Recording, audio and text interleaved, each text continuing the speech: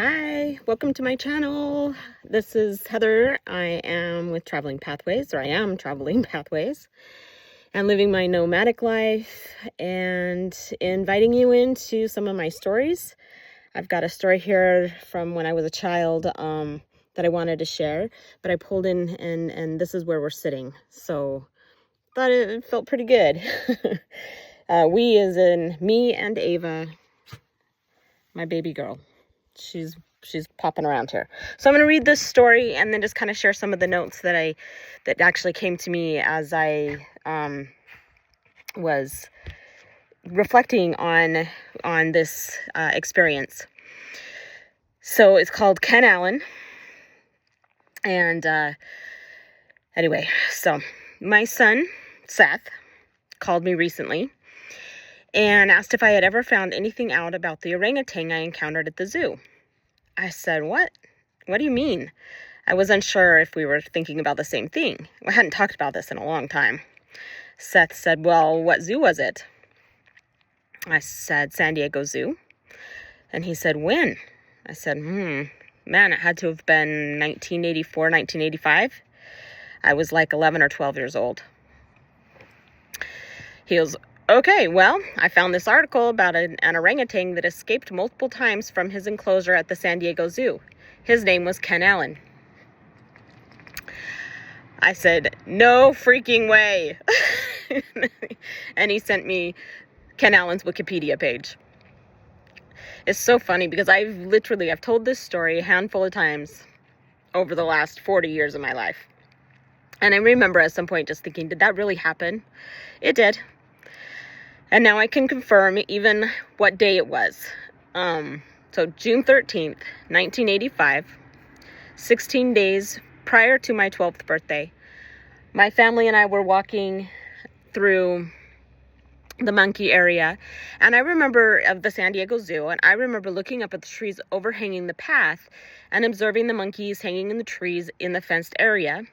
And I thought, it seems the monkeys could just get out with the way the trees overhung right through where people walked. I was walking ahead of my family, which was normal for me. I was either hanging way back, behind, or moving faster onto the next thing, typically having my own adventure. This is my life. I walked around the bend in the walkway, and 10 feet in front of me is an orangutan. Not in an enclosure. Nothing but air between us. Standing there, nothing but air between us, standing there looking at me eye to eye. I was probably not much over 4 feet tall at this point in my life, with a look on his face like, "Don't tell anyone." I don't remember anyone else being there. There could have been, but I do not remember anyone else being there in that moment. I was amazed and in shock, like, what? We looked at each other for a few seconds, and then the orangutan ducked into the brush as my dad and others came around the corner and saw him briefly. Within seconds, zookeepers rushed in, ushering people to the side and on the hunt for who I know now to be Ken Allen, a harmless, brilliant orangutan who just wanted to be free. He had many, if you go and look up his stuff, he escaped many times. He was very smart.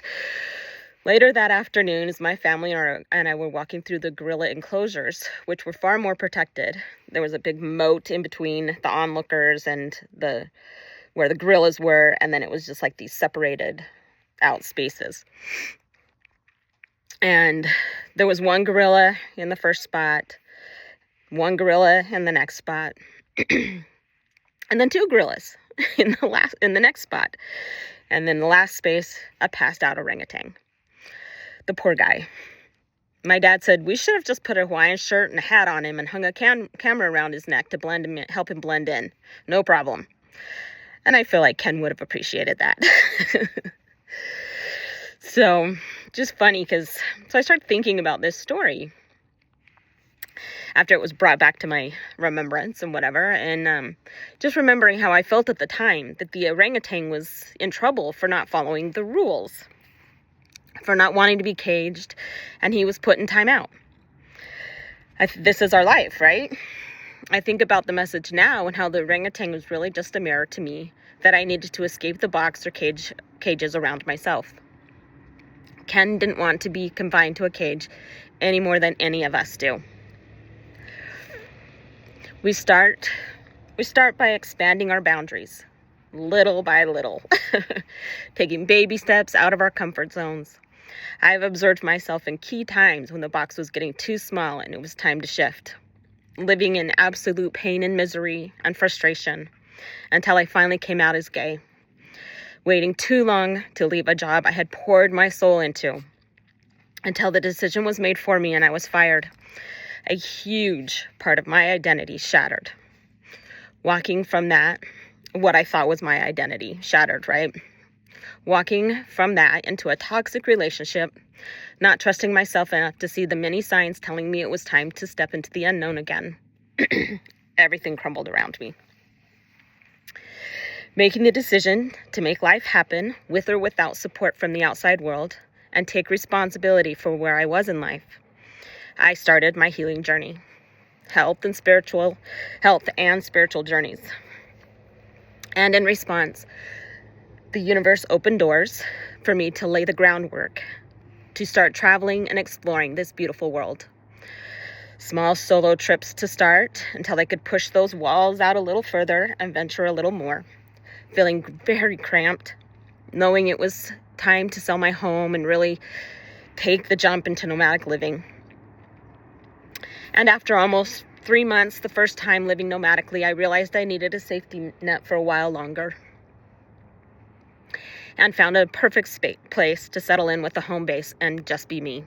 I dove into deep growth and healing on my spiritual path. Then the nomadic life called again. And here I am out traveling this beautiful land. It comes down to trust in yourself and in the universe, listening, showing up for yourself, and starting to see how important it is to follow those inner callings, even when they don't make sense to anyone else, maybe not even to yourself yet. In this process of baby steps, you're learning that living beyond the box is liberating. And while this will bring up all the beliefs in yourself that you think are your worth, but are not, this is the opportunity to start to work through those and rewire those neural pathways. We have the power to do that.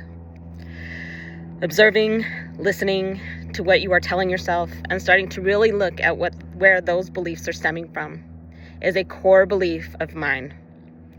Or does it come, or where those beliefs are stemming from.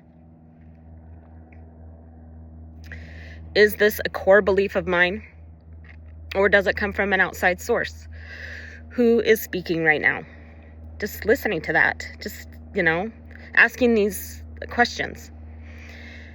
And all of this is done without judgment, which is a process in itself, right?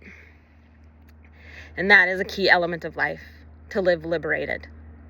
Ken was showing me to get out of the cage.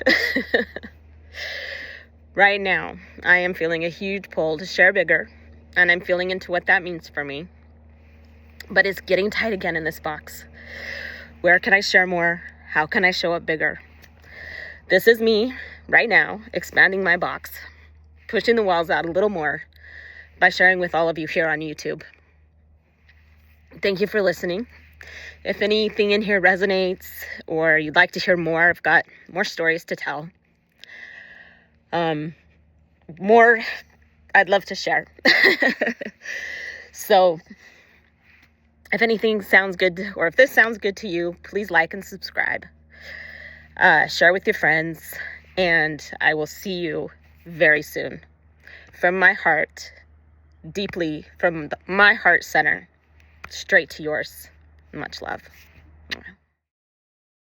I just have to say though, I knew I was coming up into this park, and I'm in Valley of Fire State Park, and I knew I was coming up in here the part of this was to make the recording, and I asked Spirit for a good space that would be quiet enough to have the capacity to do this. And are you kidding me? I mean, seriously.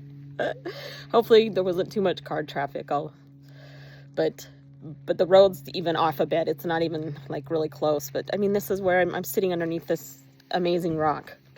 It's just, seriously, so blessed. Just, I love it.